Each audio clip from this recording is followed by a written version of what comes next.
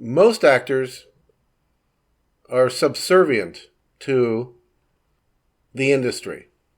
Whether you want to make TV and films, which is largely done in Hollywood, or if you want to be on the stage, which is in New York, in America, London, if you're in the UK. But it's essentially a monopoly. And if you want to work in this monopoly, you have to do things, well, you have to do whatever they tell you to do. You have to have some talent. But what they're really looking for is obedience. Basically, they're looking for puppets. When I was an actor and went to acting classes and acting schools and had acting teachers, most of them had the best of intentions, and they taught us our craft, and most of the teachers I had were very good. We took audition classes so we can do good auditions. All of this is important. But we learned to be subservient to the master. Who's the master? Well, on the lowest level on the scale would, of course, be the director and the producer, casting directors, which you've all done an episode about, the media in general, studio heads, and organizations above that. So it's tightly controlled. My point is that it's, without going into too much detail, it's tightly controlled. Not everybody is allowed in. In fact, they're the ones who are too scared to let certain people in. And if you reach a certain level of success, you're going to be asked to do and participate in certain things. And if you achieve that level of success,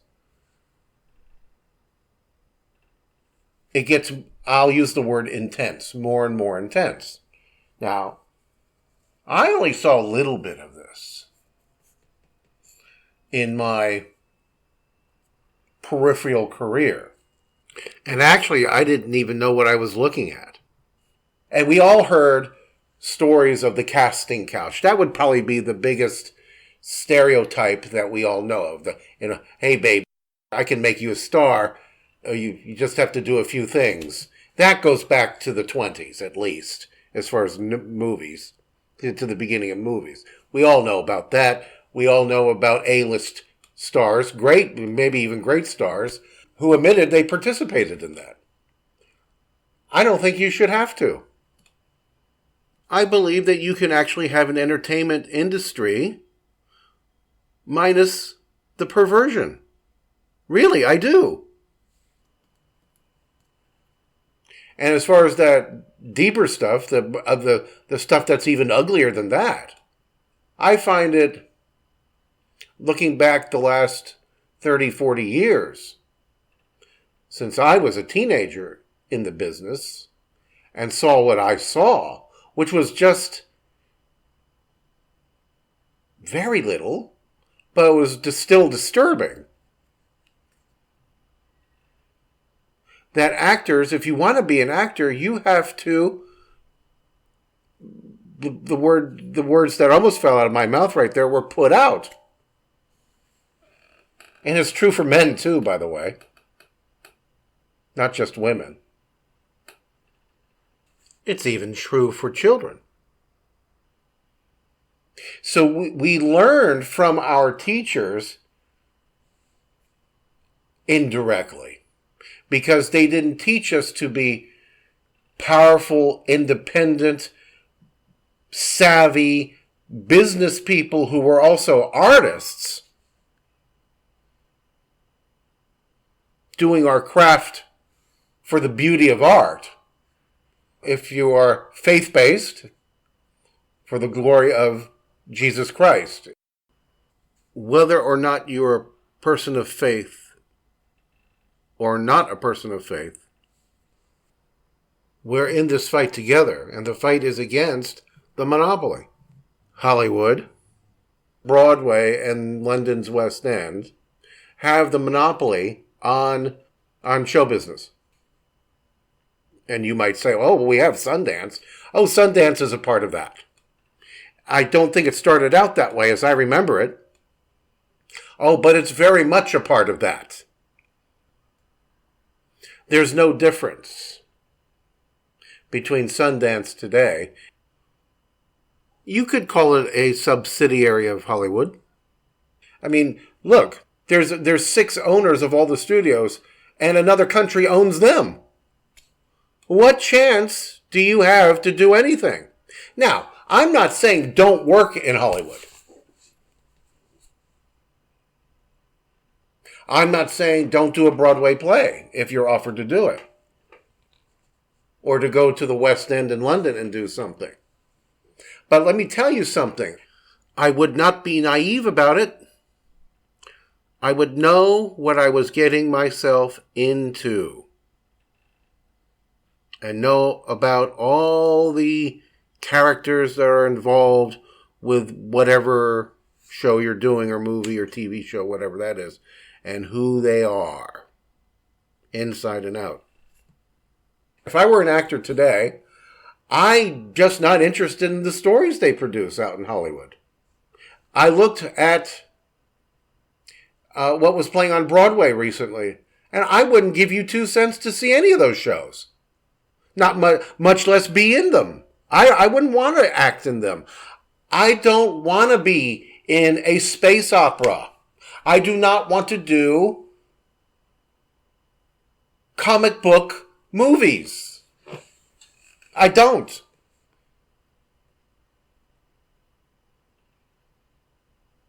I don't want to do those. And I don't think that most actors do want to do those who are serious about their craft. Let me reiterate. If a part comes along and you're offered a part and it's good money and they're not going to, squeeze your balls. I mean, literally. They do that. It has nothing to do with sex so much as it has to do with dominance. But my point here is that you need to be independent. What you don't need to do is to be forced into the situation. Oh, I better take that part because that's all there's available now. Or this is a really good opportunity because such and such Mr. Pervert is the producer, and it'll be my one and only opportunity. No, you don't want to get yourself into that mindset. You never want to be put in the position of, oh, I guess I better take that part. I'm not getting any other offers. I don't want to see that happen to any more actors. You have to create the new industry. What is the new industry? You have to be independent-minded, and that means that you have to retrain your brain into thinking that you can make a movie, you can do a play, you can do a TV show or a podcast or a series outside of Hollywood. I'm not saying it's going to be easy. I am saying that if you reach a level of success in an industry, in a play, in a TV show, in a movie, or a series of movies, you will have fans. You will have people who want to follow your career. You have the name recognition now that people will come and see you in something.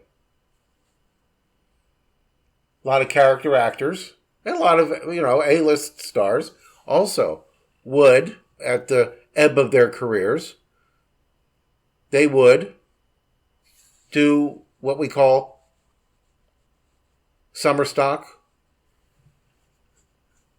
dinner theaters. I always loved the dinner theater concept. That was so much fun. Regional theaters.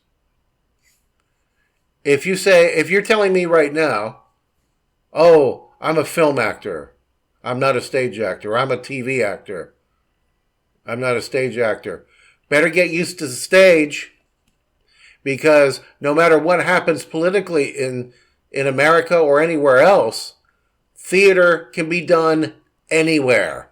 Even if they turn off the internet, you can always do theater. Better get used to the stage.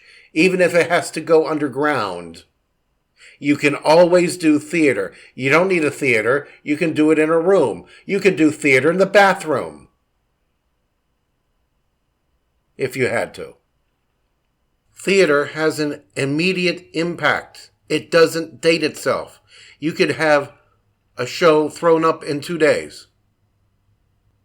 Of some kind of show. Something. Something that says something. And meaningful. And memorable. And thought-provoking. Not just entertainment. Although that's important too. This is how off-Broadway and off-Broadway came to be. This is what I loved when I was living in London many years ago, the pub theaters, which if I wasn't working on a show, if I wasn't acting in a show, if I wasn't directing a show in a pub theater, I was watching one.